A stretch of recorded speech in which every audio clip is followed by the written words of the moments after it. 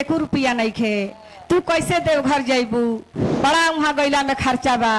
कह तरी के ना स्वामी जी हमरा बड़ा मन करता जाए के, देखी हम कैसे जाता नहीं। कैसे जाता रे बहन? देखी का कह तरी। कैसे कहता रे?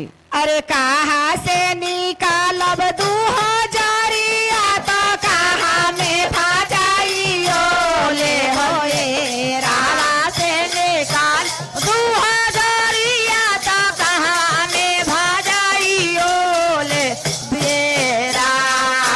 कहाँ से निकालब 2000 तो कहाँ में भाजाइयो ले बोए राला से निकाल 2000 तो कहवा में भाजाइयो ले हसेरा।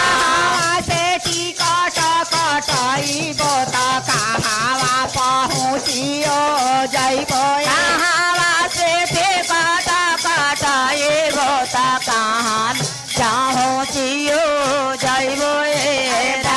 से निकालब 2000 बाजरिया में भाजाइयो ले बोए। से निकालब 2000 बाजार में भाजाइयो ले अबिए। छापारा से टिकट कटाई बोता देवा घर पहुँचियो जाइबो। छापारा से टिकट कटाई बोता देवा घर जाइबो। हमके कहेला नाचनिया तो के मरबा जानिया कहे रे। हमरो कहेला नाचनिया तो के मरबा जानिया कहस रे। हमके घरवा से निकाल लेता देवा घर पहुँचियो गइनी रे। हमरो घरवा से निकाला लेता देवा घर पहुँचियो जाइबो। सासू हमके कहेली नाचनिया तो नाना दो बजानिया कहली। सासू हमरो कहेली नाचनिया तो नाना दो बजानिया कहस रे। हमके घरवा से निकाला लेता देवा घर पहुँचियो गइनी राया। हमरो घरवा से निकाला लेता देवा घर पहुँचियो जाइबो। पहिले में मांगब हम दयावा तो दूसरे में चारा चा करबो। पहिले में दया हम मांगलो तो दूसरे में चारा चा गइनी। तीसरे में ना मन पारा ना मावा तो देवा घर पहुँचियो गइनी। सारे में ना मन पारा ना मावा तो देवा घर पहुँचियो जाइबो। राम तीसरे में ना मन पारा ना मावा तो देवा घर पहुँचियो गइनी। सारे में ना मन पारा ना मावा तो देवा घर पहुँचियो जाइबो। चौखंडा के आंगनवा तो तुलसी लगाइयो देनी। रे चौखंड के आंगनवा तो तुलसी लगाइयो देवो।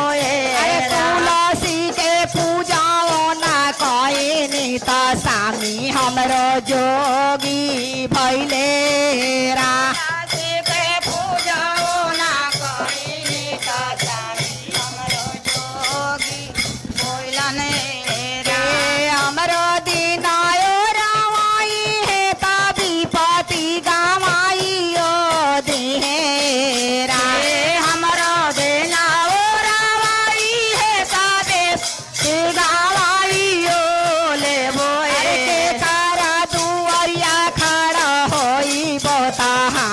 दिनवा के लाई है हो दुआरिया खड़ा होए बात हम दिन बाटे जाए हैं। दुआरा से अइले हमरो ससुर आंगनवा बीचे खड़ा भइले। दुआरा से अइले हमर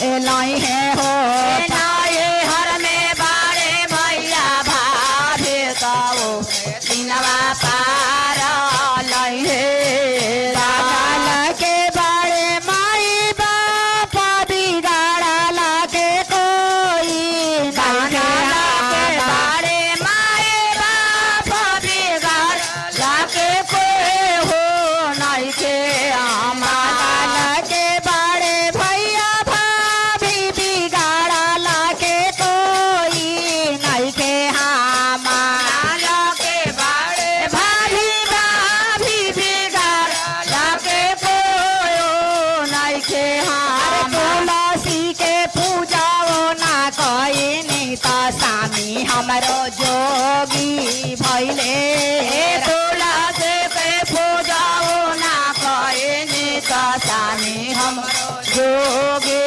भइले अरे तुलसी के पूजाओ ना कईनी त स्वामी हमरो जोगी भोला तुलसी के पूजाओ ना कईनी त स्वामी हमरो जोगी भइले देखिए गुरु भाई ना एगो बूढ़ा बूढ़ी वालो तब बूढ़ाऊ कहा तर अपना बुढ़ियों